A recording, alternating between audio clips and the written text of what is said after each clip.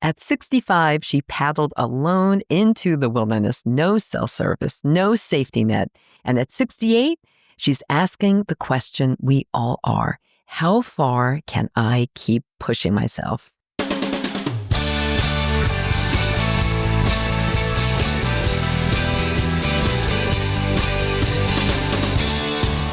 Hi, everyone. I'm Barbara, and this is Age Better. I just turned 69, and here's the truth. Getting ready for 70 means deciding whether you're still willing to do hard things. My guest today is 68-year-old Sheila Nollert, known on Instagram as Grandma Moves, where she shows every day what strength and confidence actually look like at this age. She is also the author of No Expiry, a new book about something most people would never attempt: a solo canoe trip deep into the wilderness, alone. No cell service, no backup plan, just preparation, courage, and self-trust. This wasn't about adventure. It was about answering one urgent question: am I too old to push myself out of my comfort zone? Let's find out.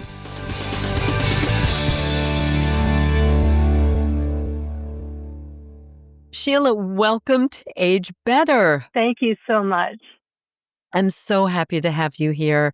I love following you on Instagram. Your posts are so motivating and engaging, and we're going to be talking about that in a few minutes. But I did want to welcome you, and I feel so guilty because I dragged you out of your house in the middle of another snowstorm, and we had actually scheduled this recording last week, and you had a major snowstorm where you are. First of all, tell us where you are.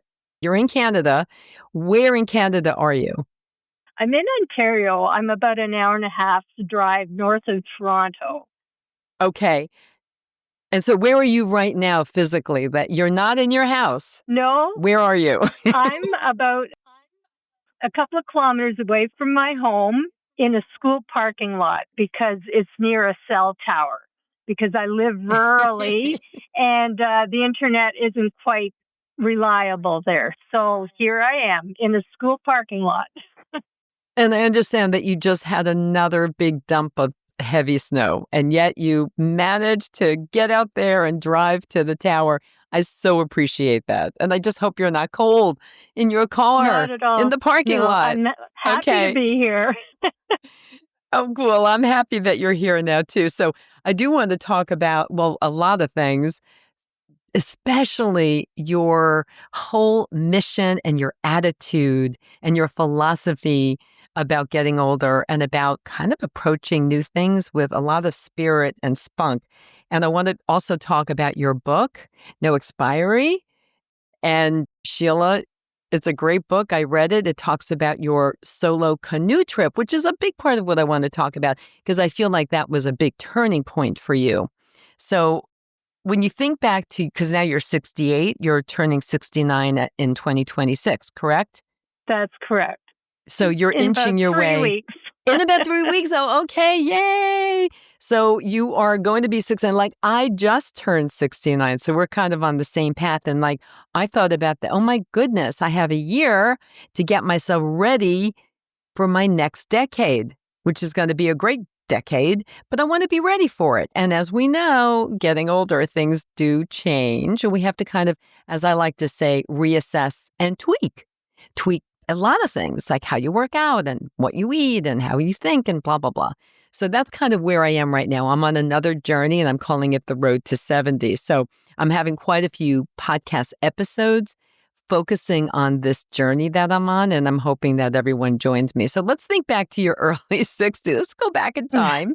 What was the biggest shift that you found was happening for you, like kind of internally, as you were confronting, as you're inching your way towards 70? Well, I had just retired and I realized I needed to find a purpose. And I had literally made a list about a year and a half prior to my retirement with things I thought I might like to do. I went through the list and nothing really gelled. And I kept searching because I knew the importance of having a passion. And I I felt like this is a transition into another stage of life. And so that's what was on my mind. And just give us, like, throw out one of those things or one or two of those things that was on your list that you went, no, I don't think that's it. Well, I decided I wanted to volunteer at a place called Y Marsh, and I was like a naturalist, and I took around groups and pointed out various plants and birds and that type of thing. And I enjoyed it for a bit, but I was a bit panicky about taking school groups because I was always afraid they were going to fall off the boardwalk into the swamp on my watch. And I just thought, you know what? I'm sorry to laugh at that, but I totally get it. It's not on my That's watch. right. And I thought it was a long drive to get there. And I thought, no, this isn't quite for me. This is not it. No, clearly. Okay. So then there was this moment in time. I really want you to talk us through this where you saw a woman, you were hiking or camping, and you saw a woman kind of heading out alone on a canoe, and something clicked for you. Tell us about that moment and what happened after that. Okay, well, we camp in the same campground every September, and we have a site we get all the time. It's right on the water.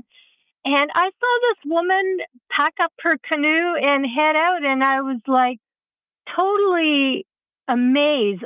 It never occurred to me that you could go out on your own as a woman and do this. And there was this little spark in me that just went, wow, what if? What if? And so what happened? What if? Well, it took some time, but my little spark grew and I started to think about it a lot. And I noticed other people, women going out on their own every year we were there. And it was so exciting to think, even though those women were younger, I was pretty certain that I'd be able to do this too. So I just got the itch and decided I was going to do it. Right. But my understanding is there was 5 years between thinking about doing it and actually doing it. You actually did it when around 65, correct? That's right. I was 65. So the first year when I got the idea, I was determined I was doing it the following September when we went. Fear just put me back. I thought, no, this is silly. I can't do it. But then when I was there again, it was like, well, why did I back out? Yes, I want to do this. And so it just continued kind of back and forth. And then one year I was stalked at that campground by somebody, and it was very unnerving. I felt very vulnerable. And I thought, well, this is bothering me here. I'm in a campground and my husband is here. What's going to happen if I'm out there and something All alone. untoward happens, you know? Right. And so that bothered me, set me back. And just finally, I set all that aside and said, I have to do this. Yeah. Yeah. Was it a bit of a celebration for your 65th birthday? Like, did you feel like it was like, I'm going to show the world that I can do this? I'm 65. That was kind of a secondary part of it. I just decided I needed to do it because I realized that I didn't want to be in my last days and think, oh man, I should have done that. Should have done it. Regrets. Yep. Why didn't I do that? So Yeah. I just pushed through and made the plan. So what was scarier for you? Like the psychological training to do this? I mean, it did take 5 years, and that was a psychological barrier that kept you from doing it for 5 years, but until, of course, you finally did it very successfully. Or was it the physical training that you needed to do to kind of get ready for the trip? It was definitely the psychological aspect of it, without question. It's one thing to go out into the wilderness alone and thinking about being there overnight in your tent, no one around anywhere, no one's coming for you. and you're there on your own, and you can't just sit up in your tent and go, okay, I'm done. you know, so that was the biggest thing. You mean, wait a minute, let me be clear about that. You couldn't just, and I know cell phone service was really not happening either, which made you feel even more vulnerable, of course. And you talk about that in your book. But why couldn't you have just, like, after one day say, oh, I'm going to go back? Was it just to prove to yourself? Or was, like, talk us through that. Like, what's behind that comment? Well, you can't just say, I'm scared silly. You can't pack up your tent and all your gear and put it in the canoe in the darkness and maneuver your way to the portage and carry your stuff through in the darkness in the forest. That's even scarier. Yeah, I think so. So Yeah. I would I have see had what you're to, saying. So in the yeah, middle of the night, you couldn't, yes, you could have gone the next day, but you stuck it out. It ended up being a 4-day trip, correct? that's right. During those 5 years when you were kind of going back and forth on should I, shouldn't I? And we're so happy that you finally did, of course, but were there other people's comments to you that made you second guess yourself? Did More than people try to stop you, I think is really the question. maybe subtly, some family members tried to just out of, concern for me. But the comments affected me more than I'd like to admit. It had me feeling like, am I foolish to be doing this? What makes me think that I can do this at my age?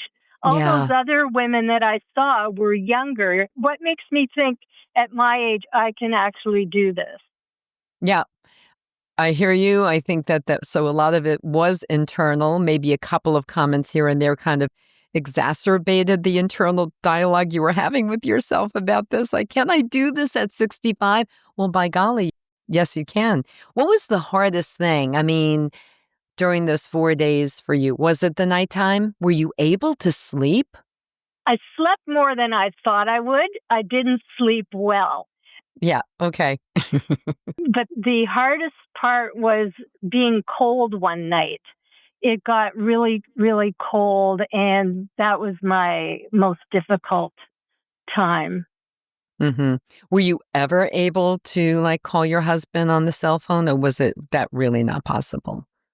No, there's no Like, cell no cell service. phone? No, but both my Mhm. husband and I are amateur radio operators. So my husband hooked me up with a little portable radio and an antenna on a collapsible fishing rod that I could just put up. And so we connected and just long enough to say, I'm fine. I survived the night and I'm carrying on. So, Alright, so he was able to hear from you that you were okay pretty much at least once every day.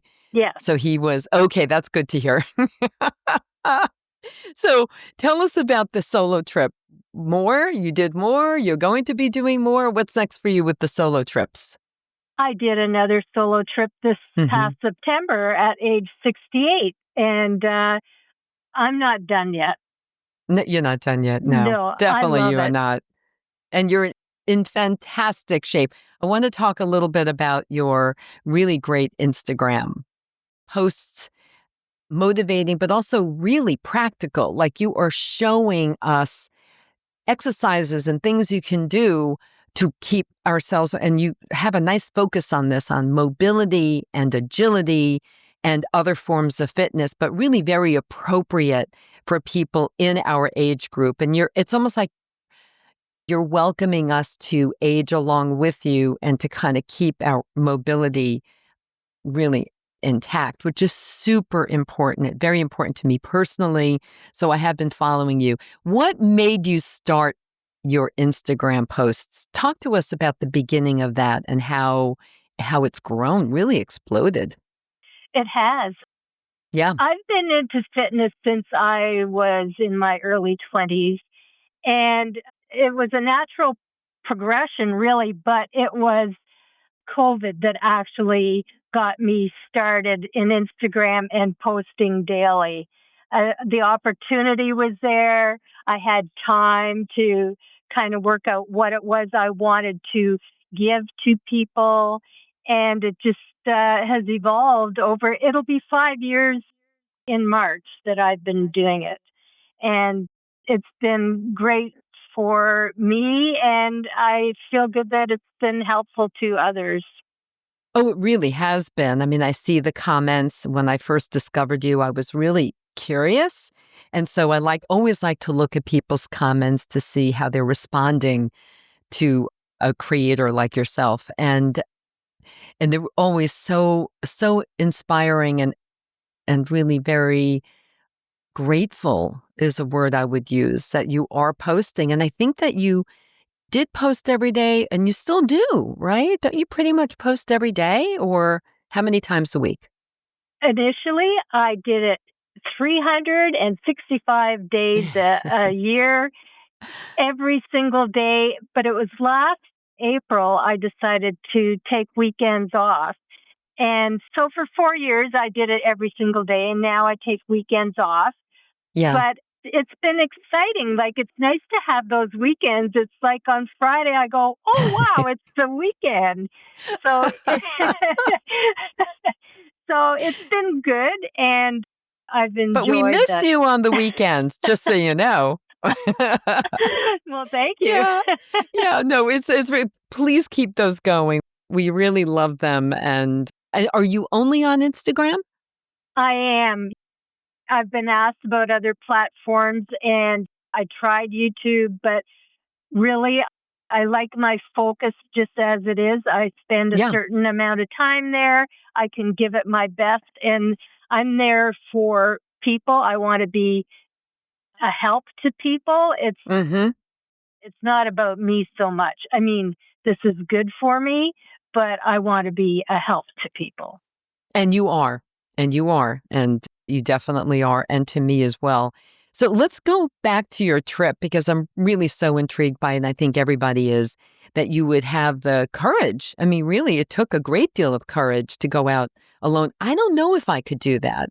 I mean, I run marathons. I started running marathons at 50. That was a late in life passion of mine, running and then running marathons. And it's like, oh, why people say, oh, I could never do that. I mean, I think, yeah, you can. If you can walk, you probably could manage to just kind Yes. of keep going for 26.2 miles. That's not a courage thing to me. That's just like slogging along, endurance. What you did, that took real courage. And I do applaud you. I'm going to applaud you right now. Yay. Yay, Sheila. And again, the book tells you all about it, everyone. And again, there will be links to the book. Find out more about the book, get the book, and also more about Sheila, and also, of course, her link to Instagram. But how did it change you? Let's not this last one, but the first one that you did. I mean, you came back. I'm sure your husband or whoever, they were waiting at the bank of the river or the lake. Was it a lake or river? Like, what was it? Lake. It was a It lake. was a lake. Yeah. Okay. And so, how did you feel? Describe it to us. Even just talking about it, Barbara, I still get so empowered. Like, I'm taken right back to that moment of how it felt when I came in. And you know what? Age just fell away. Age Yeah. is meaningless. I mean, we all age, but it's not about age. It's about our ability. And that was just so powerful for me. Mm-hmm. How did you carry that feeling into your life, into your day-to-day life when you went back home and you took a shower and changed and kind of like, how did it carry through into your life? Did you feel more positive about aging? I felt effervescent. It really stayed with me a long time, and it just made me want to change people. I wanted to get the message out even more that, hey, you don't have to do a solo canoe trip, but find something, like something you've always desired. Go for it. Yes. Find that one thing. And It is about pushing yourself a little bit. You know, what's so interesting is I had a guest on the show just last month, and he's pretty famous. He's a neuroscientist, and he has written a couple of books. And this conversation I had with him was talking about aging, of course, and about brain health specifically. But one of the things he really wanted to make sure resonated with my audience was that to really keep your brain healthy, sure, we know what to eat, what not to eat, blah, blah, blah, blah, blah, blah. Don't do this, do this. Exercising, strength training, we know really helps the brain. But he was saying you really need to push yourself out of your comfort zone. And that creates almost like your neurons are percolating as a direct result. To me, what you did has a direct relationship to your brain health because you were pushing yourself out. You were not comfortable. You were pushing yourself out of your comfort zone. And that's a good thing to do on a kind of doesn't have to be every day, but a kind of regular basis. What do you think about that? I agree wholeheartedly. It's so easy to be in that automatic default. And things are taken off the table right away before every opportunity is off the table because of our automatic default, if we allow it. Right. Yeah, I think you would have really enjoyed that conversation with Dr. Mike Studer. It was really, really good. So what's next for you? I know you just did a solo trip. And are you thinking about some other ways to kind of not feel like age is a limitation? Or, I mean, I heard you say when you were talking about your book in an Instagram post, you said you're not done yet. There might be some others. So what are you thinking about for yourself? Well, definitely, I'm starting to think about when I turn 70, and Yeah. I'm thinking about what that might look like in terms of doing something special. So I really lean towards the solo canoe trips because when I think about hiking, I feel more vulnerable because anybody can be out on a trail. And to be out there, I feel more vulnerable than in the middle of the wilderness, to be honest. Interesting. Yeah, that's a very scary thing to me, I have to admit. I mean, were you actually scared? That feeling of being scared while you're on this trip, or just like feeling more vulnerable? I mean, to me, those are two very different feelings. Scared is scared. Were you scared? Do you want to know something? The Y- scariest, Barbara, was my thinking before I went on the trip. Isn't that interesting? When I was in it, there's no one with me. It's up to me to deal with. I had my can of bear spray. I carried a knife. I don't know what I was going to do with a knife, but anyways, it made me feel better. And I realized that I wasn't as scared as I anticipated at all. And I realized it was my fear before I left and all the things that could have happened that went through my imagination.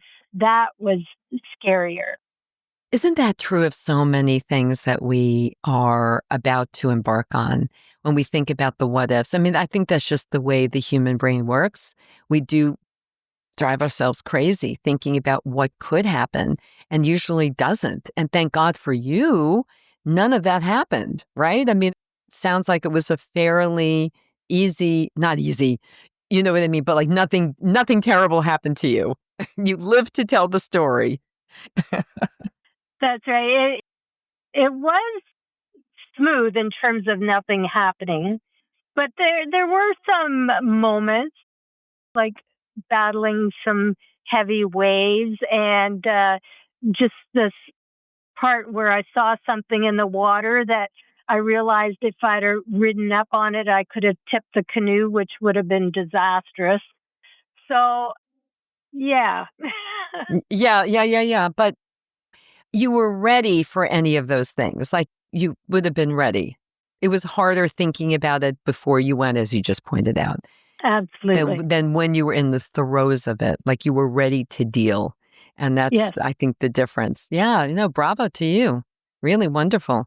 So for women listening and who feel, inspired by this and really want to do something that they've been thinking about doing. And you're right, it doesn't have to be taking a solo canoe trip for 4 days or even one day. It doesn't have to be running a marathon or an ultra marathon, which I did to celebrate my 60th birthday. It doesn't have to be anything Wow. that dramatic, but for something that they've been thinking about doing, but keep saying to themselves, maybe because society is saying it to them, oh no, you're too old. You're too old. You can't do that anymore. What do you say to those people listening who are still thinking that?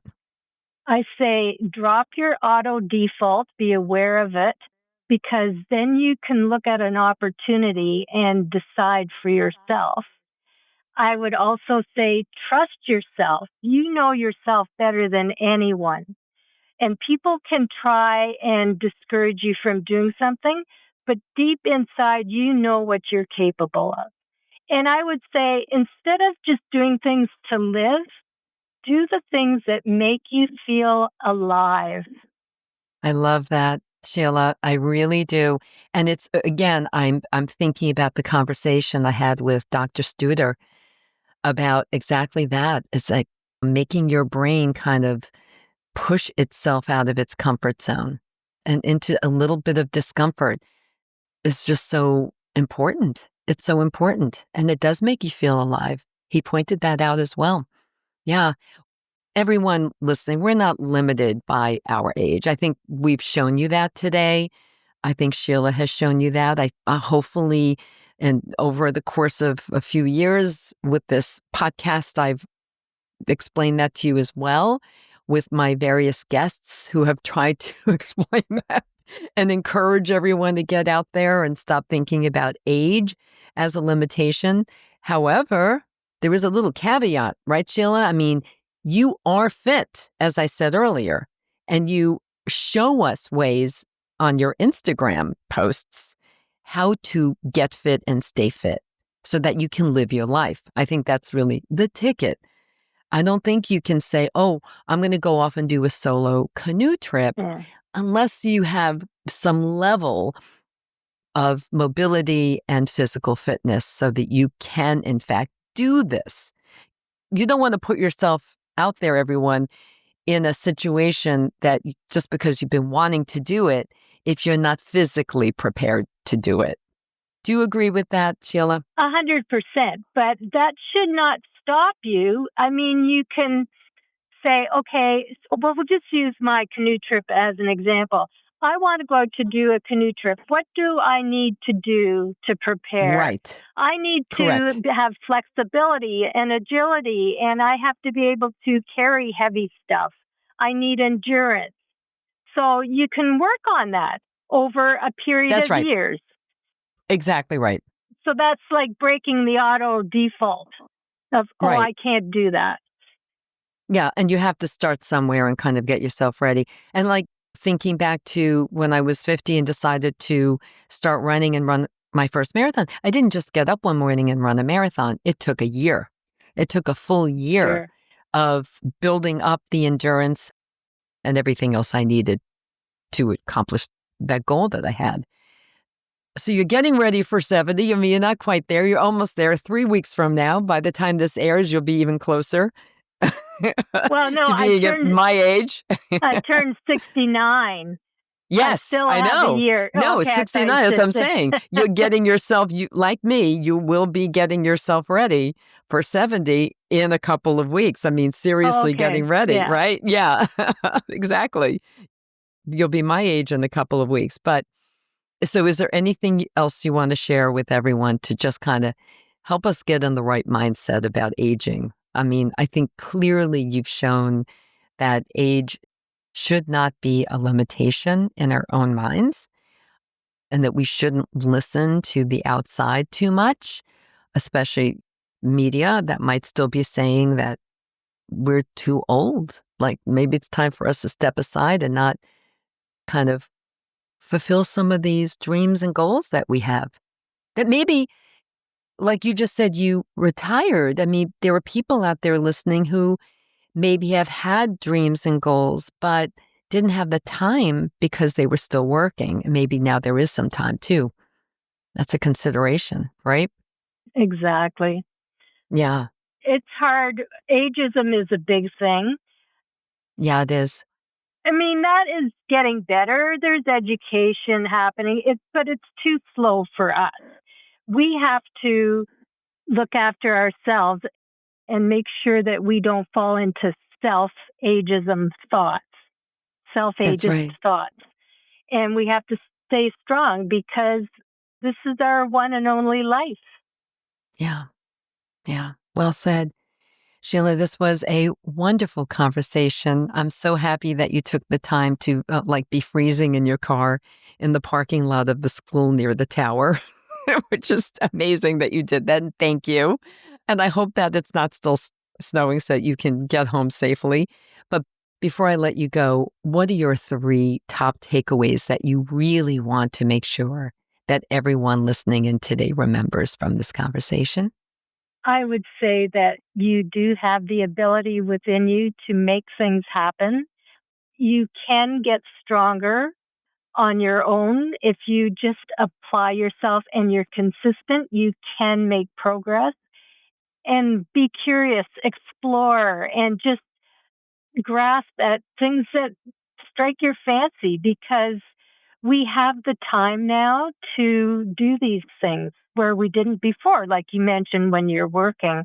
So we should take advantage of that. Yes, absolutely. Sheila, get home safely. I'm wishing you a very happy new year. Thank you so much for joining me, and I look forward to seeing more of your posts on Instagram. Thank you so much for having me, Barbara. Happy New Year. And everyone, thank you for tuning in. Talk to you next week. Thanks for tuning in, everyone. If you enjoyed this episode of Age Better Podcast, please do a few things. First, share it with all your friends and family. Then, subscribe to Age Better wherever you listen to podcasts, including YouTube, so you never miss a single episode. Finally, if you have ideas for topics you want me to cover in a future episode of Age Better, send an email to agebetterpodcast@gmail.com or reach out to me on social media. Until next time, remember this: we can't control getting older, but we can control how we do it. Talk to you soon.